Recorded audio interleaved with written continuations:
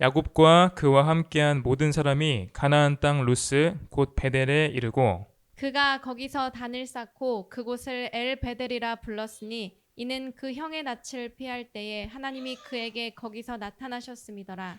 리브가의 유모 드보라가 죽음에 그를 베델 아래 상수리 나무 밑에 장사하고 그 나무 이름을 알론 바굿이라 불렀더라. 야곱이 밧다나람에서 돌아오매 하나님이 다시 야곱에게 나타나사 그에게 복을 주시고 그에게 이르시되 내 이름이 야곱이다마는 내 이름을 다시는 야곱이라 부르지 않겠고 이스라엘이 내 이름이 되리라 하시고 그가 그의 이름을 이스라엘이라 부르시고 그에게 이르시되 나는 전능한 하나님이니라. 생육하며 번성하라. 국민과 많은 국민이 내게서 나고 왕들이 내 허리에서 나오리라. 내가 아브라함과 이삭에게 준 땅을 내게 주고 내가 내 후손에게도 그 땅을 주리라 하시고 하나님이 그와 말씀하시던 곳에서 그를 떠나 올라가시는지라. 야곱이 하나님의 자기와 말씀하시던 곳에 기둥 곧 돌기둥을 세우고 그 위에 전제물을 붓고 또 그 위에 기름을 붓고 다 같이 하나님이 자기와 말씀하시던 곳의 이름을 베델이라 불렀더라. 아멘. 네, 할렐루야. 또 이렇게 오직 예수 6번째 시간, 길이신 예수로는 5번째 시간이죠. 네, 같이 말씀을 또 나누게 되었습니다. 오늘 말씀을 통해서도 예수님에 대해서 온전히 깨닫고 또 은혜 받으시는 시간 되기를 원합니다. 계속해서 우리는 야곱의 환상 장면, 여기에 담긴 의미를 보고 있습니다. 제가 계속해서 이 장면에 대해서 표현했던 문구가 있어요. 이 장면은 어떤 장면이다. 맞습니다. 창세기 중에서 가장 신약적인 장면이다. 또 하나 더 있습니다. 네. 하나님의 계시 가운데에 가장 중요한 항목을 담고 있는 장면이다라고 말씀드린 바 있습니다. 네. 결국에 이 장면은요. 사닥다리이신 예수 그리스도 그리고 그 사닥다리를 통해서 이 땅에 세워진 하나님의 집을 중점적으로 다루고 있습니다. 예수 그리스도와 교회를 중심으로 다루고 있는 장면이라고 볼 수 있겠습니다. 우리가 지난 시간에 또 들었습니다. 하나님의 영원한 목적과 갈망은 어디에 있다고요? 교회에 있다고 말씀드렸습니다. 그래서 우리는 예수 그리스도와 교회 가운데에 그 어떤 것도 놓쳐서는 안 됩니다. 이 땅에 세워진 하나님의 나라, 하나님의 집, 교회는요. 주님께서 이 교회를 세우는 것이 우리가 할 수 있는 가장 귀한 일임을 우리로 알게 하셨습니다. 다시 말씀드릴게요. 이 땅에 세워진 하나님의 집, 나라인 교회를 세우는 것이 우리가 할 수 있는 가장 귀한 일입니다. 오늘 우리는요. 이 장면 이후, 이 야곱의 환상 장면 이후에 벌어지는 일들을 계속해서 함께 보기를 원합니다. 이 환상을 본 뒤에 야곱이 어떻게 되는지 여러분들 아시나요? 환상을 본 직후예요. 맞습니다. 이 환상을 볼 때 야곱은 잠자고 있었거든요. 그래서 잠에서 깬 뒤에 베고 있던 베갯돌을 기둥으로 세우죠. 돌기둥으로 세우고 그 다음에 어떻게 하죠? 네, 돌기둥을 세우고 이때는 기름만 붓습니다. 네, 기름을 붓는데요. 원래 제가 지난 시간 설명드린 바로는 그 전에 야곱이 이 돌을 베개 삼아서 잘 때 그 돌이 무엇을 의미한다 말씀드렸죠? 네, 이 돌은 예수다라고 말씀드린 적이 있습니다. 이 돌은 예수입니다. 근데 예수가 성분상으로 돌이라면 그렇다면 당시의 야곱은 성분상 무엇이었을까요? 성분으로 따지면 네, 맞습니다. 흙이었습니다. 돌은 예수였고 이제 야곱은 흙이었던 거죠. 정리하면 흙 성분인 야곱이 돌이신 예수님께 기대어서 누운 장면입니다. 그 다음에 돌이신 예수님께 기대서 누우니까 그 뒤에 환상을 보게 됐죠. 사닥다리의 환상과 함께 하나님을 접촉하게 되는 계기를 얻게 됐습니다. 우리도 야곱처럼 흙 성분인 사람이 돌이신 예수님께 기대게 됐을 때 그 사람은 즉시 영적으로 놀라운 체험을 하게 됩니다. 또한 그 순간에 그 사람은요. 3일 하나님이신 예수님과 함께 접촉하고 그분을 만나게 되는 것입니다. 그게 가능한 이유가 뭐죠? 예수께서 돌이신 동시에 한편으로는 사닥다리이시기 때문입니다. 사닥다리로서 우리 위에 펼쳐지셨기 때문에 우리는 예수님께 기대는 순간 하나님을 보고 하나님을 만나고 하나님을 접촉할 수가 있는 것입니다. 그렇게 예수님을 접촉했을 때요. 우리 중에 몇 사람이 간증할 수 있을 것입니다. 그렇게 예수님을 접촉했을 때 많은 말을 하지 않아도요, 우리는 영적으로 그분이 어떤 분이신지를 단번에 깨닫게 됩니다. 오히려 많은 말로 설명을 하는 것보다, 많은 말로 듣고 깨닫는 것보다 훨씬 더 효과적으로 또 실제적으로 그 단 한 번의 접촉으로 예수님을 아주 깊이 깨닫게 됩니다. 우리의 두뇌는 아무리 설명해도 예수를 온전히 이해할 수 없는데요. 예수를 접촉하는 그 순간에 우리의 영이 기다려왔다는 듯이 외칩니다. 내가 평생 기다려온 것이 이거다. 나는 오직 이것을 갈망했다. 그렇게 예수를 만나는 그 순간에 우리의 영이 외치는 것입니다. 여러분은 기억하시나요? 처음으로 예수님과 접촉했던 그 순간. 그 순간이 어땠는지 각자 기억하시면 좋겠습니다. 예수님과 접촉하는 그 순간에 사람은요, 엄청나게 큰 변화를 맞이합니다. 여러 가지 변화를 가지게 되는데요. 사람이 예수님과 접촉할 때 가질 수 있는 가장 중요한 변화가 뭘까요? 여러 가지로 설명할 수 있겠습니다. 근데 오늘 시작할 때 예수가 뭐라고 했죠? 제일 먼저 돌이라고 말씀드렸죠. 제일 중요한 변화는요, 우리가 예수와 같은 성분을 가지게 된다는 것입니다. 원래 우리는 온통 흙 성분뿐이었습니다. 우리 안에는 온통 흙 성분밖에 없었습니다. 그런데 예수님과 접촉하는 그 순간에 우리는 예수님과 그 즉시 같은 성분을 가지게 되는 것입니다. 처음에는 완전히 진흙이었던 우리가요, 예수님처럼 돌의 성분, 돌의 생명을 갖게 되는 것입니다. 이것을 한마디로 뭐라고 표현하죠? 맞습니다. 거듭남이라고 표현합니다. 우리에게 이전에 없던 성분이 생기는 것, 그것을 우리는 거듭남이라고 표현합니다. 그 다음에 무슨 일이 있었는지 아실 것입니다. 돌기둥을 세우고 그 위에 기름을 부었다고 말씀드렸죠. 이것은 무엇이냐? 우리가 흙이었던 우리가 예수의 생명을 얻고 세워진 뒤에 우리 위에 성령이 부어지는 것을 예표합니다. 우리가 예수님과 접촉하는 그 순간에요, 우리는 예수님의 성분을 가진 하나의 돌로서 세워집니다. 그리고 하나님은 그 위에 기름을 부으십니다. 기름이 뭐죠? 네, 기름은 성령, 곧 그 영이죠. 구약시대에 이 기름을 누구한테 부었는지 혹시 기억하시나요? 네, 세 가지 부류 위에 부었습니다. 첫 번째가 왕, 두 번째가 제사장이었고, 세 번째가 선지자였죠. 이 세 종류의 사람들을 임명할 때에 하나님은 그 사람들 위에 기름으로 붓게 하셨습니다. 그래서 사람 머리 위에 기름을 붓는다는 것은 무엇을 의미하냐면요, 그 사람이 하나님과 하나 되었음을 선포하는 것입니다. 두 번째로는 그 사람에게 하나님의 위임이 주어졌다는 것을 의미하는 것입니다. 네, 우리가 기억해야 될 것은요, 사람이 예수를 만나고 예수의 사람이 되고 성령을 받았으면 그 뒤에 평생 누리기만 하면 된다는 것이 아니라는 것입니다. 예수를 만났으면 물론 우리는 그 안에서 많은 것들을 누릴 수 있습니다. 모든 것을 누릴 수 있습니다.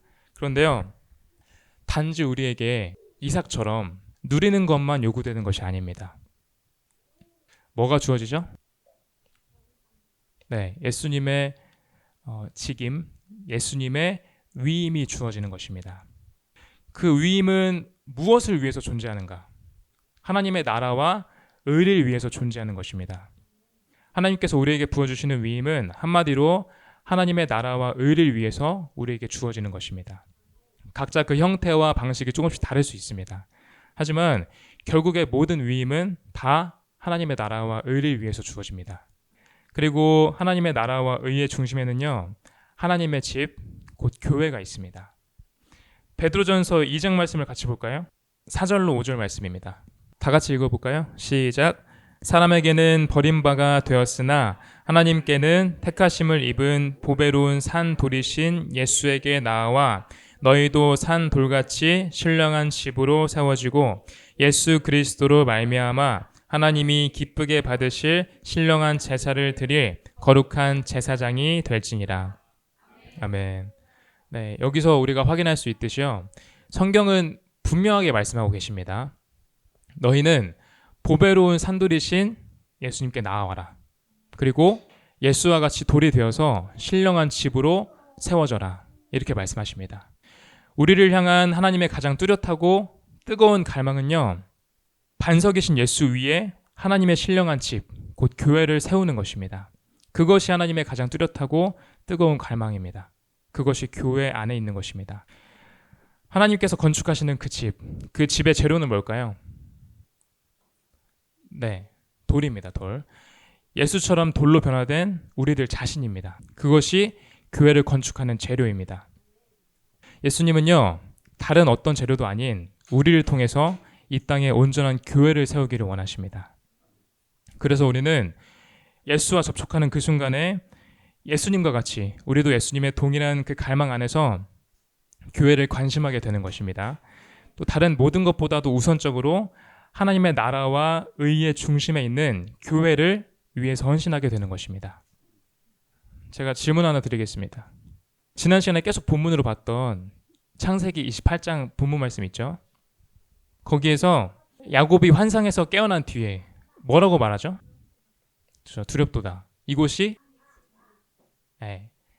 하늘의 분, 하나님의 전이었구나. 이렇게 말을 합니다. 분명히 야곱은 거기가 하나님의 집이라고 말했습니다. 그런데요, 야곱은 거기서 딱히 뭔가를 하지 않고 그냥 돌기둥 하나 세우고 나서 그 위에 기름만 붓고 떠납니다.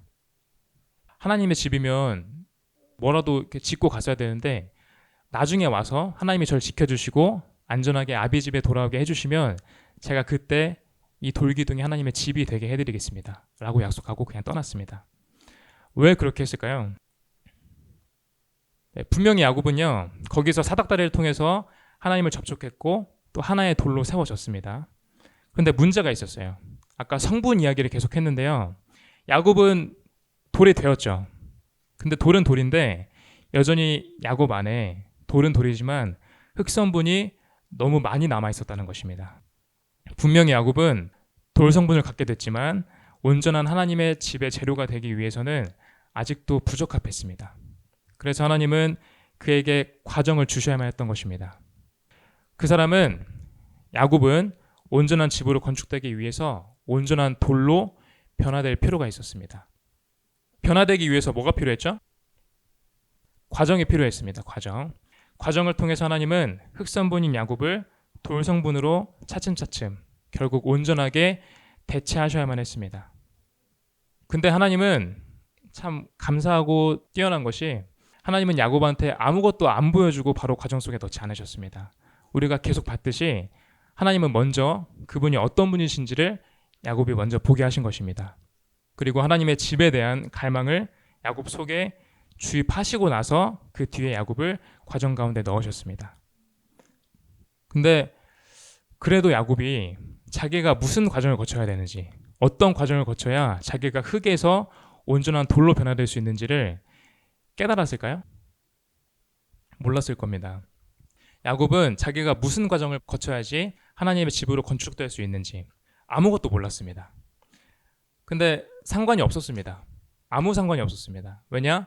하나님께서 알아서 그 사람을 이끄셨기 때문입니다. 하나님 자신께서 야곱을 책임지고 연단하셨습니다. 그리고 그 과정을 온전히 통과하게 만드신 것입니다. 이 당시에 야곱이 세워놨던 계획이 뭔지 아십니까? 별거 없었습니다. 애초에 왜 집을 나오게 됐었느냐? 형을 속였었고 형이 화가 났었죠. 그래서 어떻게 한다고 말했었죠? 형이 동생 죽여버리겠다. 그렇게 말해가지고 죽기 싫어서 도망쳐 나왔던 것입니다. 부모가 말했죠. 형이 널 죽이려고 하니까 형의 분노가 사그라들 때까지만 잠깐 피해 있다가 와라. 그래서 야곱이 도망쳐 나왔던 것이고 그게 야곱이 가지고 있던 유일한 계획이었습니다. 그냥 살려고 도망쳐 나왔던 거. 그냥 형 분노 사그라들 때까지만 조금 피했다가 집에 돌아가는 거. 길어봤자 한 1년에서 3년짜리밖에 안 되는 계획이었지 않았을까 생각합니다. 근데 하나님은 절대 야곱이랑 같은 마음, 같은 데에 초점을 두고 있지 않았습니다. 하나님은요, 그 에서의 분노 따위 안중에도 없었습니다. 그 상황은요, 그저 야곱을 이끌어내시기 위해서 하나님께서 사용하신 하나의 도구였을 뿐입니다. 하나님은 이미 계획을 다 세워놓으셨습니다. 어디까지 세워놓으셨느냐? 5년, 10년의 계획이 아니라 야곱의 생애 전체에 해당하는 계획을 세워놓으셨던 것입니다. 심지어 더 나아가서요, 야곱의 인생에 대한 계획뿐만 아니라 야곱을 통해서 장차 이스라엘이라는 민족을 세우시고 또 그 가운데서 하나님의 아들이신 예수가 나타나게 하시고 또 결국 예수로 말미암아서 이 땅에 하나님의 참된 하나님의 집, 하나님의 교회를 세우실 계획까지도 이미 다 세워놓으신 상태였습니다. 반면에 야곱은 자기 길에 대해서 한치도 예측하지 못했죠. 하지만 그가 갈 길을 알았든 또 알지 못했든 상관없이 하나님은 온전하게 그를 인도하셨고 또 결국에 흠없이 완성하신 것입니다. 사실상 야곱이 갔던 길, 야곱에게 주어졌던 길은요, 하나님 자신이었습니다.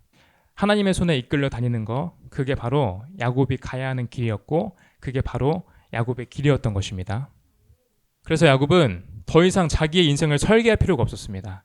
자기 인생의 계획을 세울 필요가 조금도 없었습니다. 그가 할 거는 뭐뿐이었죠?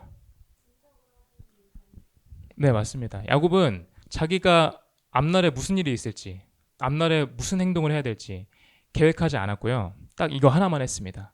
그냥 그저 하나님을 믿고 하나님을 의지하는 거, 그거밖에 없었습니다. 시편 37편 5절에 이런 말씀이 있습니다. 너의 길을 여호와께 맡기라. 저를 의지하면 저가 이루시리라. 네, 여러분도 여러분의 길을 예수께 맡기시기 바랍니다. 그럼 그가 이루실 것입니다. 또한 시편 25편 12절에 이런 말씀이 있습니다. 여호와를 경외하는 자가 누구냐? 그 택할 길을 저에게 가르치시리로다. 아멘. 이 말씀처럼요, 여러분이 예수님을 믿고 또 경외하면 택할 길은 여러분이 알아서 찾는 것이 아니라 하나님께서 가르쳐 주시는 것입니다. 사실 그 택할 길은 뭘까요? 여러분이 택할 길, 사실은 예수님 자신입니다. 여러분이 택할 길은 복잡하지 않습니다. 너무나도 단순하고 명확하고 분명합니다. 예수님 자신인 것입니다. 그래서 여러분은 예수님만 바라보고 예수님만 따라가면 모든 것을 온전히 이룰 수가 있는 것입니다. 계속해서 야곱과 함께 같이 가보겠습니다. 그 이후에 야곱이 어떤 과정을 거쳤는가? 우리가 알다시피 라반의 집으로 향하게 됩니다. 라반의 집은요, 얼핏 봤을 때는 친척 집이었습니다. 그냥. 근데 하나님의 입장, 또 야곱의 입장에서는 사실상 용광로였습니다. 야곱은 즉시 라반의 집이라는 용광로에 던져졌던 것입니다. 거기에서 무슨 일을 당했느냐? 20년 동안 머물렀죠. 20년 동안에 라반이라는 대단한 사기꾼한테 사기당하고 혹사를 당했습니다. 분명히 조카인데 조카가 아니라 종처럼 부려먹힘을 당했습니다. 라반은 야곱한테 자비를 베푸지 않았습니다. 근데 그뿐만이 아니었습니다. 똑같은 시기 가운데에 추가적인 연단이 야곱 위에 더해졌습니다. 어떻게 더해졌죠? 네, 아내들을 통해서, 부인들을 통해서 야곱은 같은 시기에, 안 그래도 라반 한 사람만 감당하기에도 너무나도 힘든데 아내들의 그 지독한 자식 경쟁, 그것까지 감당해야 됐습니다. 아내들이요, 조금이라도 자식을 다른 아내보다 더 많이 낳으려고 야곱을 두고 씨름을 했습니다. 야곱은 그 자식 경쟁 속에서 이리저리 지독하게 고통받으면서 던져지고 또 힘겨운 시간을 보내게 됐습니다. 야곱은 그 당시에 낮에는 라반의 집에서 라반의 양떼들, 가축들을 키우면서 혹사를 당했고요. 밤에는 집에 돌아온 뒤에 아내들의 자식 경쟁 때문에 그 사이에서 결국엔 낮밤 쉴 수 없이 고통을 받으면서 그 긴 시간을 보냈던 것입니다. 몇 년 동안요? 네, 무려 20년 동안. 그 20년 동안 라반 집을 살면서 야곱은 그 과정을 통과해야만 됐습니다. 그 마음이 어땠을까? 그것을 만져보기를 원합니다. 그 20년 동안 야곱은 마음이 편했던 날이 없었을 것입니다. 자기가 가지고 있는 재산도 온전하지 못하고 또 야곱한테 또 어떤 새로운 사기를 당할까 조마조마했을 거고, 분명히 삼촌인데도 전혀 삼촌 같지 않게 조금의 긍휼이나 자비심도 없이 자기를 혹사시키는 라반이 너무 미웠을 것이고 계속 고통 가운데 눌려 있었겠죠. 그러면서 그 속에서 이렇게 생각했을 것입니다. 내가 돌이켜보니까 이러려고 장자권을 형 거를 괜히 뺏었는가? 내가 이러려고 장자권 뺏은 게 아닌데, 축복이 올 줄 알았는데 재앙이 온 것 같은 그런 심정을 느꼈을 것입니다. 인생이 왜 이렇게 안 풀리는가? 형 거를 억지로 뺏어서 내가 벌 받는 건가? 생각했을 것입니다. 한탄했겠죠. 또 하나님을 원망했을지도 모릅니다. 그 20년이 절대 짧은 세월이 아니잖아요. 이렇게 길게 동안 고통받고 있는데 왜 나를 여기서 건져주지 않으시는 건지 원망했을지도 모릅니다. 근데 잘했던 건 야곱이 자기 마음대로 떠나지 않았다는 것입니다. 야곱은요, 하나님의 말씀이 있을 때까지 그 자리에 머물렀습니다. 그리고 말씀이 있을 때 즉시 거기서 나왔습니다. 야곱은 거기서 고통을 받았지만 그 모든 것들은 결코 하나님의 실수가 아니었습니다. 하나님께서 야곱을 방치하신 것이 절대 아니었습니다. 그 시간은요, 다 하나님께서 허락하신 과정이었던 것입니다. 너무나도 고통스러웠지만 그 20년의 세월을 거쳐서 야곱은 확실하게 얻은 것이 있었습니다. 첫 번째 뭐였는가? 첫 번째는 그의 성품이 단련되었다는 것입니다. 성품이 단련되어서 그는 어느 정도의 성숙을 지니게 되었습니다. 이게 첫 번째로 그가 얻었던 것입니다. 두 번째는 뭘까요? 그냥 다 손해뿐인 줄 알았는데 두 번째 얻은 유익이 있었습니다. 올 때는 혼자였는데 나갈 때는 아니었죠. 누가 같이 나갔죠? 네, 아내들과 많은 자식들, 많은 재산을 가지고 나왔습니다. 그러니까요, 하나님의 계획대로 야곱이 큰 민족을 이룰 수 있는 기반을 얻게 됐던 것입니다. 그는 더 이상 개인이 아니었습니다. 대가족으로서 라반의 집에서 나오게 됩니다. 근데 끝이 아니에요. 그 이후에도 하나님은 계속해서 그의 길이 되어주셨습니다. 그리고 하나님 안에서 야곱이 계속해서 과정을 거치도록 하셨습니다. 그 이후에 무슨 일들이 있었느냐? 야곱이 하나님과 씨름했던 거 기억하시죠? 야곱이 하나님과 씨름해서 거기서 중요한 걸 하나 얻게 됩니다. 뭐죠? 네, 이름이죠. 새 이름을 받았습니다. 무슨 이름인지 기억하시나요? 네, 이스라엘이라는 새 이름을 받게 됐습니다. 원래 야곱이란 이름이 무슨 뜻이었나요? 네, 발 뒤꿈치를 잡은 자, 곧 빼앗는 자라는 뜻이었고, 이스라엘은 무슨 뜻이었죠? 네, 하나님과 겨루어 이겼다. 다른 말로는 하나님의 왕자라는 뜻을 가지고 있습니다. 그렇게 새 이름을 받았어요. 그리고 또 다음에는 그 직후에 그렇게 자기가 두려워하고 무서워서 피했던 형과 친형과의 관계를 회복했습니다. 형과의 무너진 관계를 다시 회복하게 하셨습니다. 하나님께서요. 그리고 야곱은 공식적으로 에서한테 용서를 받았고, 용서를 받음으로 말미암아 자신의 억눌려 있던 그 마음, 또 죄책감에서 해방될 수 있었고 기쁨을 누렸습니다. 그리고 마지막, 그 이후에도 야곱은 계속 방황합니다. 떠돌아 다닙니다. 그렇게 여러 곳을 거치다가 드디어 베델로 향하게 됩니다.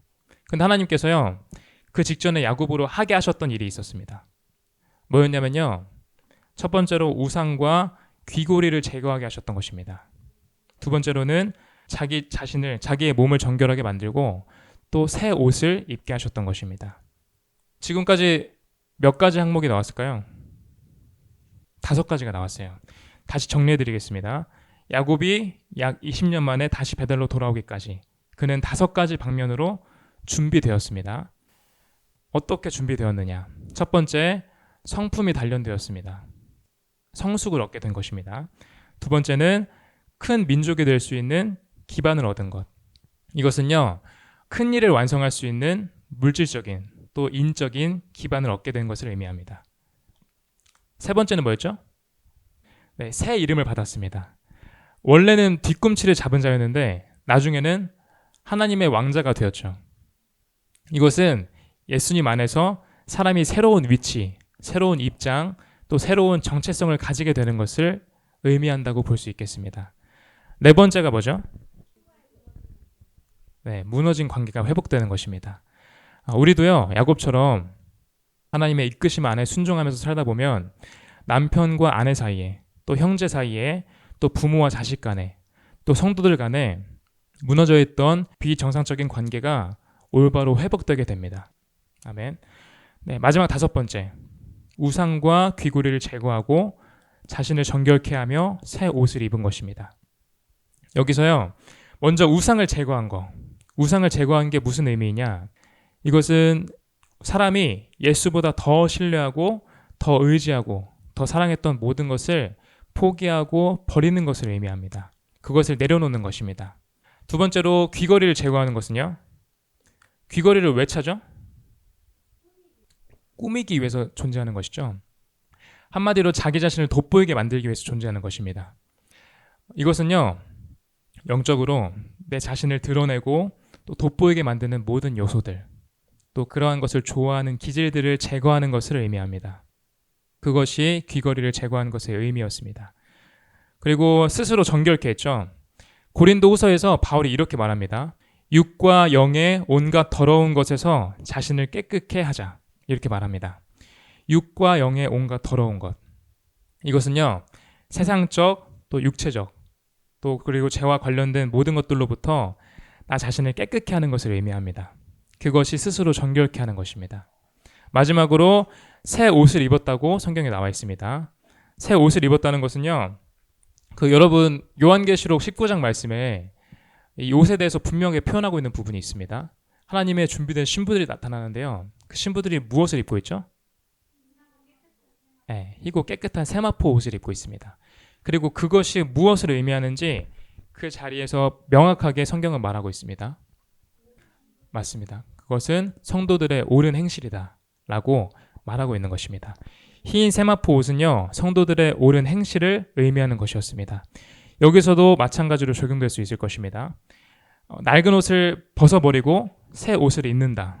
이것은요, 낡은 옷으로 상징된 옛날의 생활 방식, 우리의 원래 가지고 있던 낡은 그 생활 방식을 버리고 예수로 옷을 입는 것, 예수로 옷을 입어서 예수 안에서 새로운 생활 방식을 가지는 것, 그것을 의미합니다.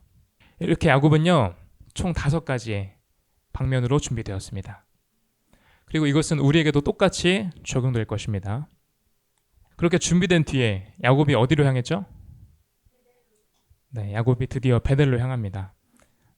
처음에 하나님을 접촉하고 또 하나님이 주시는 이상을 받던 그곳으로 향합니다. 이제 그가 베델로 향한 이유는요, 이상을 보기 위해서 향했던 것이 아니었습니다. 하나님이 보여주셨던, 이미 보여주신 그 이상을 성취하기 위해서 갔던 것이었습니다. 베델에 도착하자마자 첫 번째로 야곱이 했던 일이 무엇이었죠? 네, 맨 첫 번째로 그가 한 일은 같이 볼까요? 창세기 35장 7절 말씀. 그가 거기서 단을 쌓았다 이렇게 말씀하십니다. 야곱이 베델에서 맨 첫 번째로 한 것, 그것은요, 단을 쌓은 것이었습니다. 제단을 쌓아서 그 제단으로 하나님을 경배했던 것입니다. 처음에는 베델에 뭐만 있었죠? 네, 돌기둥 하나만, 돌 하나만 덩그러니 놓여 있었죠. 하지만 이번엔 달랐습니다. 제단을 어떻게 만드는 거죠? 맞아요. 여기도 단을 쌓았다고 되어 있죠. 단을 뭐 큰 걸 이렇게 들어다가 옮기는 게 아닙니다. 작은 돌들을 쌓아다가 만드는 것이 바로 제단입니다.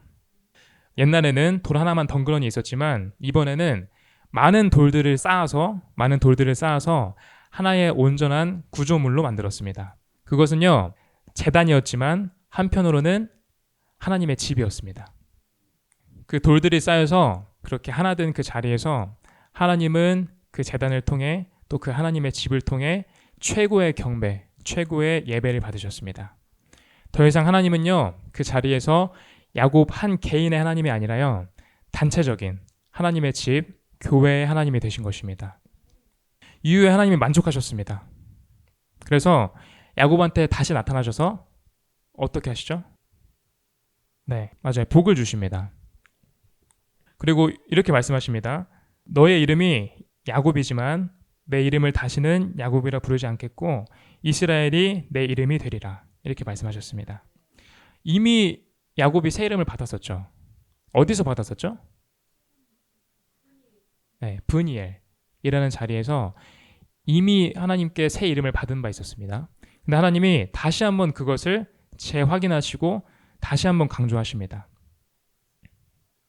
이후에 축복까지 하시고 그 뒤에 야곱이 다시 한번 돌기둥을 세우는데요. 지난번과 마찬가지로요, 이 돌기둥은요, 야곱 개인을 의미하는 것이었습니다. 야곱 한 사람. 근데 이번에는 뭐가 좀 달랐어요. 뭐가 달랐죠? 기름만 붓지 않았고요. 전제물을 그 위에 먼저 붓고 그 다음에 기름을 부었습니다. 전제물이 뭐죠? 전제물을 어떻게 드리는 거죠? 곡식이랑 세트로 드리는 건데, 전제물이 뭐냐면 일단 전제의 다른 말이 뭐죠? 성경에서 나옵니다. 바울이 이 단어를 말한 적이 있었죠. 내가 뭐와 같이 부음이 되었다. 디모데후서에 나오는데요. 관제. 전제의 다른 말은 관제입니다. 관자가 무슨 관자일까요? 네, 부을 관자입니다. 부을 관자. 그래서 관유는 붓는 기름을 의미하는 것이고 관제는 붓는 제사를 의미하는 것이에요. 근데 뭘 붓느냐? 포도주를 붓습니다. 그것이 전제입니다. 근데 여러분들이 조금이라도 제사에 대해서 알고 계시면요, 돌 위에 바로 전제를 부었다? 좀 이상함을 느끼실 것입니다. 맞습니다. 네, 전제물은요 단독으로 드릴 수 없는 제사입니다. 전제물은요 단독으로 드려질 수가 없어요. 항상 어떻게 드리냐면요, 번제나 화목제, 동물 제물을 먼저 올리고 그 위에 소제물, 즉 곡식 제물을 그 다음에 올린 뒤에 거기에 세트로 붓는 것이 전제입니다. 전제는요 절대 단독으로 드려지지 않아요. 근데요 야곱이 돌기둥을 세운 뒤에 어떻게 하죠? 전제물을요? 네, 앞에 동물 제물이나 곡식 제물을 드리고 그 다음에 부었나요? 아니죠. 그냥 바로 돌기둥 위에 부었습니다. 이상하지 않나요? 왜일까요? 이게 무엇을 의미할까요? 보통 제물 위에다가 붓는 것이 전제인데 이것은요 제물이 다른 것이 아니라 돌기둥 그 자체가 제물이 되었음을 의미합니다. 이제 야곱은요 다른 어떤 것도 아니라 자기 자신을 하나님을 위해서 온전한 제물로 드리게 됐던 것입니다. 야곱은요 이제 하나님의 갈망, 하나님의 집을 위해서 말 그대로 헌신한 자가 되었습니다. 우리가 교회에서 잠깐 봉사했을 때 나 헌신했다 이렇게 말하는 경우가 있는데 이것은 완전히 틀린 말입니다. 헌신이라는 것은요 자기의 온 존재를 다 양보하지 않고 하나님께 다 드리는 것을 의미합니다. 전제가 뭘 붓는 거라고 말씀드렸죠? 네, 포도주, 독주로 표현되기도 하는데 포도주를 붓는 것이 전제입니다. 근데 이 전제는 영적으로 무엇을 의미하는가? 아까 기름은 성령, 그 영을 의미한다고 말씀드렸죠? 그렇다면 이 포도주는 뭘 의미할까요? 맞습니다. 기쁨을 상징하고 또 누림을 상징합니다. 근데 단지 거기서 끝나는 게 아니라요. 영적으로 이 포도주는 우리의 누림이 되신 그리스도를 의미합니다. 그러니까 야곱이라는 완전히 헌신된 이 사람 위에 전제이신 그리스도, 누림이 되신 그리스도가 부어진 것입니다. 이게 뭐를 의미할까요? 사람이 기 되신 예수 안에서 그 과정을 온전히 거치고 나면요. 분명 너무 힘들었습니다. 너무 힘들었죠? 너무 힘들었는데 그 이후에 놀라운 간증을 하게 됩니다. 보통 사람이 힘들면 얘기를 할 때 자기 힘든 거에 초점 맞춰서 얘기하잖아요. 근데 기 되신 예수 위에서 과정을 거치고 난 사람의 간증은 좀 다릅니다. 그 간증의 초점이 힘든 것에 초점이 맞춰져 있는 것이 아니라요. 그 속에서 누린 예수 그리스도께 집중되어 있는 것입니다. 나 이렇게 힘들었다. 그래서 너무 아팠다. 고통스러웠다. 그것을 말하는 게 아니라 내가 그렇게 힘들고 어려웠지만 그 과정 속에서 누린 예수 그리스도가 얼마나 아름다웠는지, 얼마나 사랑스러웠는지, 얼마나 뛰어났는지를 그는 간증하게 될 것입니다. 그리고 한편으로 전제는요. 예수 그리스도를 의미할 뿐만 아니라 예수께 완전히 부어진 사람, 예수께 완전히 헌신된 사람을 의미하기도 합니다. 그래서 이 표현을 누가 썼죠? 아까 말씀드렸지만 사도 바울이 사용했습니다. 바울도요. 자기 자신이 전제로서 관제로서 교회를 위해서 완전히 부어졌다라고 간증을 했습니다. 네, 이렇게 전제가 부어졌고 이렇게 전제물이 부어진 뒤에 그 뒤에 기름이 부어졌죠. 여러분이 온전한 돌로서 변화되고 또 누림이 되신 그리스도를 간증하고 교회에 온전히 헌신하게 됐을 때요. 주 예수님은 그 위에 다시 한번 기름을 부으실 것입니다. 아주 흘러 넘치도록 부으실 것입니다. 목적이 무엇입니까?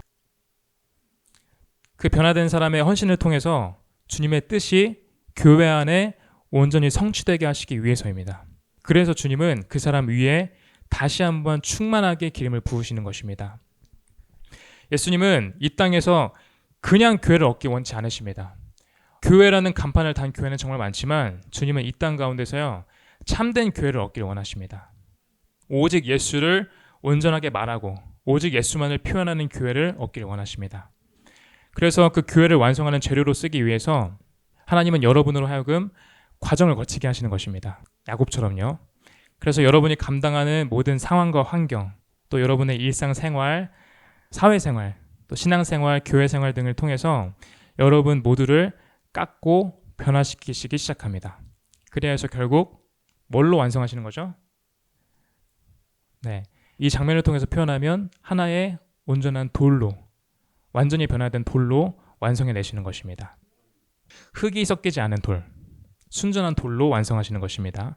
그것이 하나님 집의 온전한 건축 재료입니다. 그리고 주님은요, 그 변화된 사람들을 통해서 최종적으로 이 땅에 이상적인 교회를 세워내실 것입니다. 오직 예수를 위해서, 오직 예수의 뜻대로 말하고 주님의 뜻대로만 움직이는 교회. 그 교회를 세우는 것은요, 우리가 이 땅에서 할 수 있는 가장 귀한 일입니다. 그 어떤 것과도 비교될 수 없는, 우리가 이 땅에서 이룰 수 있는 가장 존귀한 일입니다. 예수는요, 이 일을 위해서 이미 준비가 다 되셨습니다. 그분께서 하셔야 할 모든 일들을 다 세팅해 놓으셨습니다. 뭐만 남았죠? 이제 나만 남은 것입니다. 이제 우리만 남았습니다. 우리만 이미 준비된 그 예수라는 길 위에 서면 되는 것입니다. 여러분이 할 일들을 알려드리겠습니다. 그저 오직 예수만 믿고 오직 예수만 의지하시기 바랍니다. 또 오직 예수 이름을 붙드시기 바랍니다. 그러면요, 모든 것이 다 이루어질 것입니다.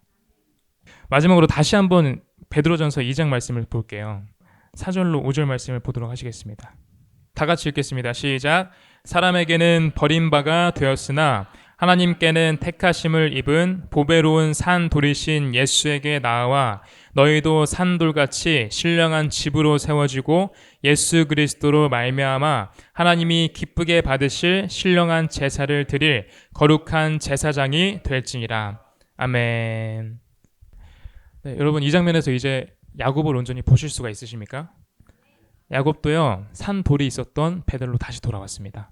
그리고 5절 말씀처럼 자기 자신이 이제는 산 돌이 온전히 되어서 신령한 집으로 건축되었습니다. 또 그 제단을 통해서 하나님이 기쁘게 받으실 신령한 제사를 올려드리는 제사장이 되었죠. 여러분도요, 야곱처럼 예수께서 보이신 거룩한 이상을 따라 행하고 또 온전히 성취하는 자들이 되시길 바랍니다. 교회라는 온전한 제단, 그 집을 건축하시고 그 위에서 최고의 경배를 올려드리십시오. 주 예수님은요, 참된 교회를 통해서 최고의 경배와 또 만족을 얻으실 것입니다. 우리 모두 다 그 온전한 이상을 이루기 위해서 길 대신 예수 안에서 끝까지 달리는 자들이 다 되기를 예수 이름으로 축복하고 축원합니다. 아멘.